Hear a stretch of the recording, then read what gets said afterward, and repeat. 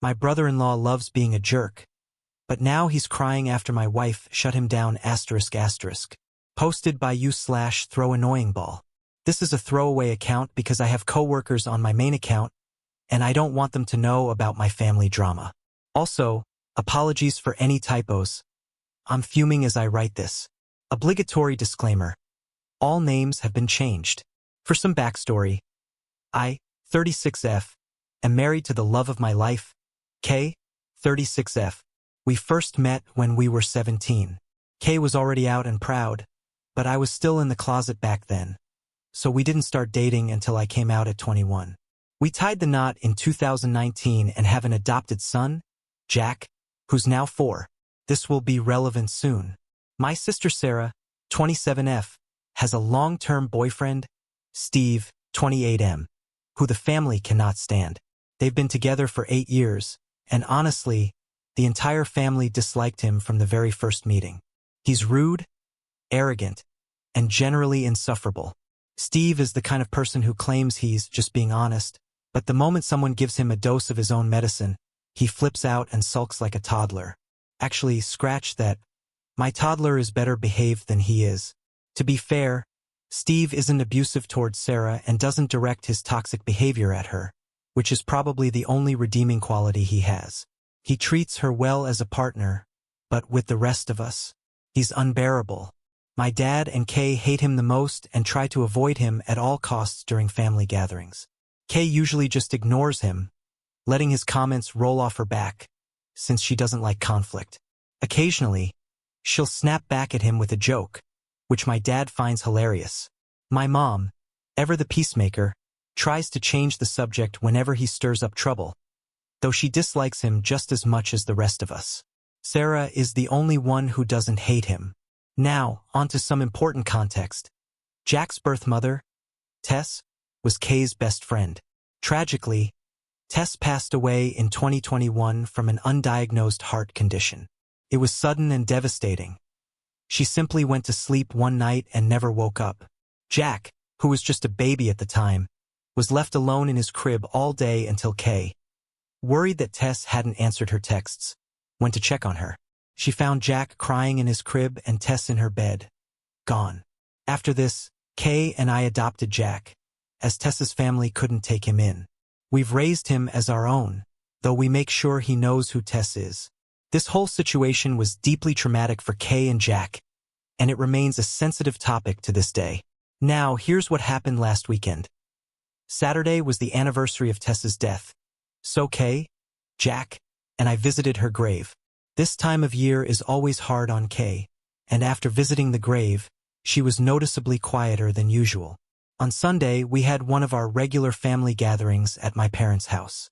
These happen every couple of months so everyone can catch up. At first, everything seemed normal.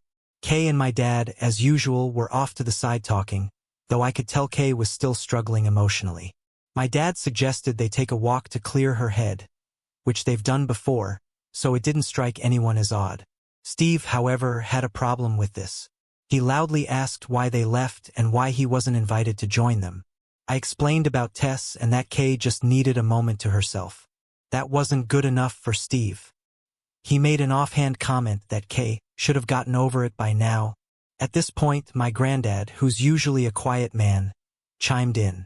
He shared that his best friend had passed away over 20 years ago, and he still has days where he misses him terribly. He pointed out that grief doesn't just disappear. After that, Steve finally shut up. Kay and my dad returned, and Kay seemed to be feeling better. Everyone sat down for lunch, and things were going smoothly, until Steve decided to butt into Kay's conversation with my granddad. When it became clear they weren't going to include him, he loudly blurted out, "This is bull crap. She's getting all the attention because her friend died 3 effing years ago. Get over it already. We're all sick of hearing about it." The table fell completely silent. I looked over at Kay and could tell she was ready to let him have it, but she didn't react the way I expected. Instead of blowing up, she stayed calm. She told Steve that she and Granddad weren't even talking about Tess. They were planning a trip to the Christmas markets.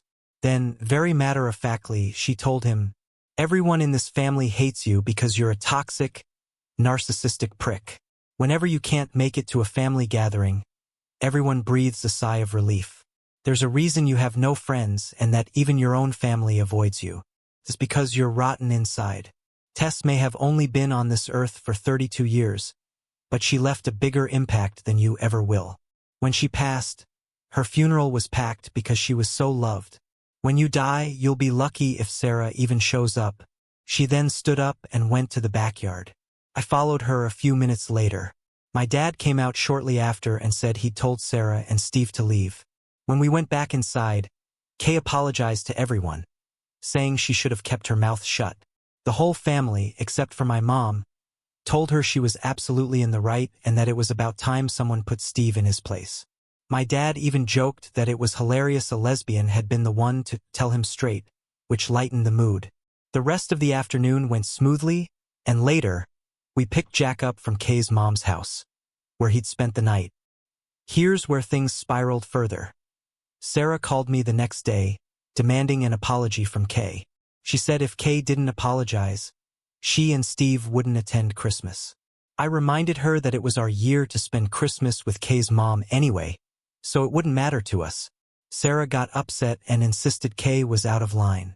I told her I disagreed and that I wouldn't even consider asking Kay to apologize, especially since everyone else supported her. Sarah hung up on me. Later, my dad called to say he and Granddad had decided to spend Christmas with us at Kay's mom's place, as he refused to be around Steve anymore. Apparently, after Sarah's call with me, she had a meltdown with my mom, who then tried pressuring my dad to make Kay apologize. My dad refused, they argued, and now he's had enough.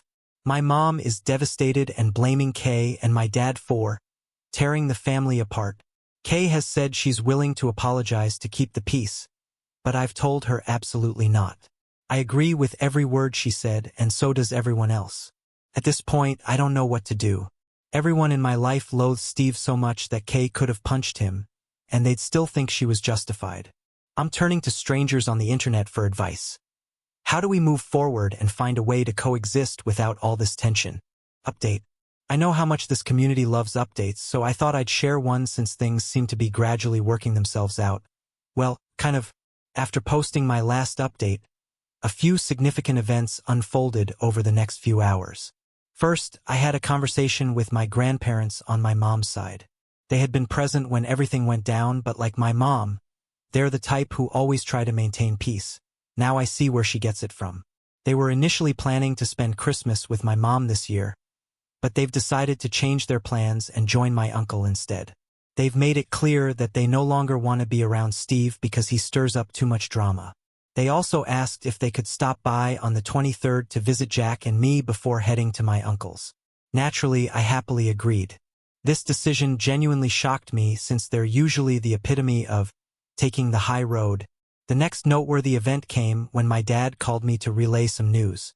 Apparently, Steve and Sarah have decided they now want Kay to make a public apology to the entire family.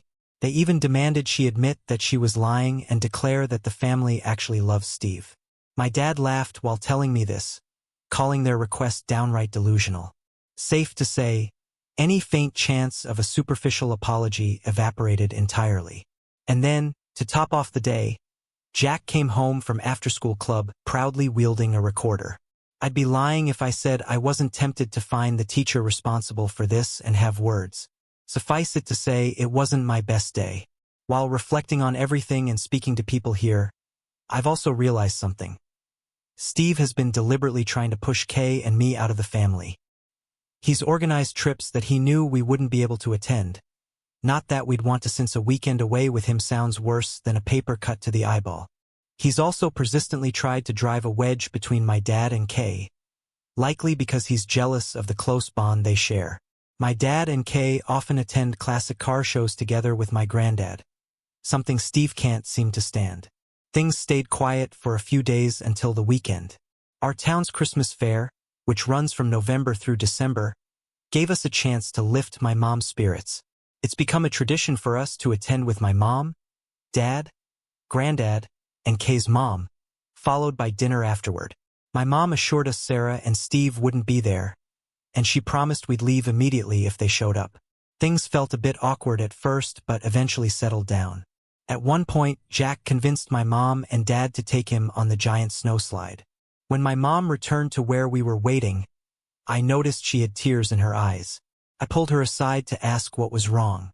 She explained that, while standing in line, Jack had expressed how glad he was that Uncle Steve wasn't there. When she asked why, Jack said that Steve was a bad man.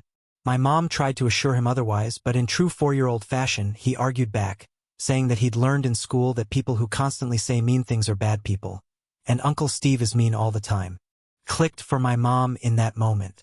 If even a 4-year-old could see how toxic Steve is, then she couldn't ignore it any longer. She told me she feels torn because, while she despises Steve and agrees with everything Kay said, she still loves Sarah and doesn't want to alienate her.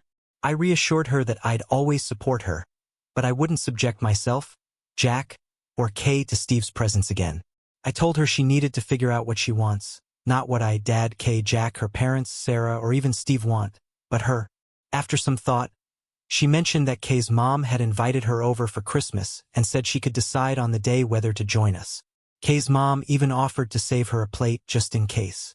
Later, I saw my mom and Kay's mom having a heartfelt conversation while walking behind us. Neither of them would share what was said, but Mom seemed noticeably lighter afterward. They've kept in touch since then, and just yesterday, my mom let me know that she'll be spending Christmas with us at Kay's mom's house. When my mom broke the news to Sarah, all hell broke loose. Sarah predictably lost it, accusing my mom of choosing us over her. Mom calmly told her that she was choosing to have a peaceful, enjoyable Christmas instead of being belittled by Steve under the guise of honesty. Sarah didn't take it well. She called me shortly after and, during the call, crossed an unforgivable line.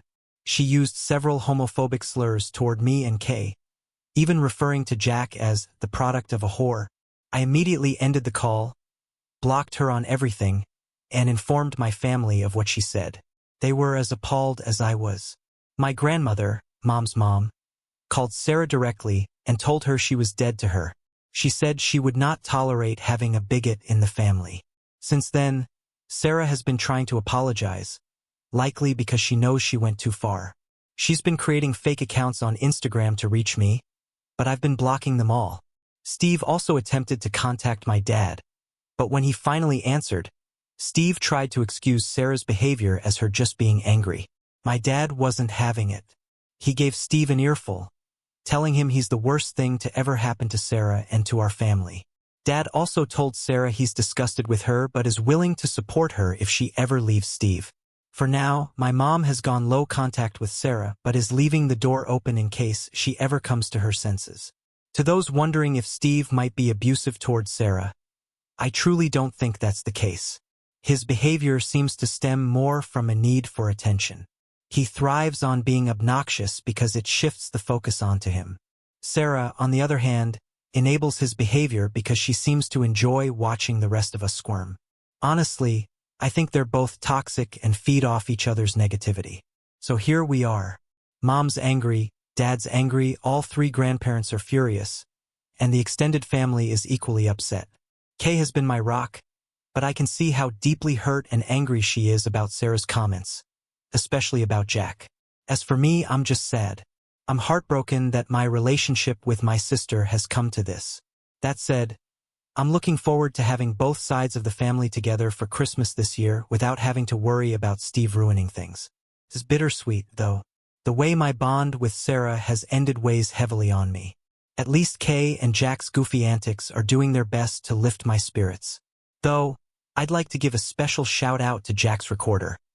I curse whoever invented that infernal instrument. Thanks to everyone here for your advice and support on my original post. Internet strangers might just be the best people for advice after all. I hope you all have a wonderful Christmas and happy holidays.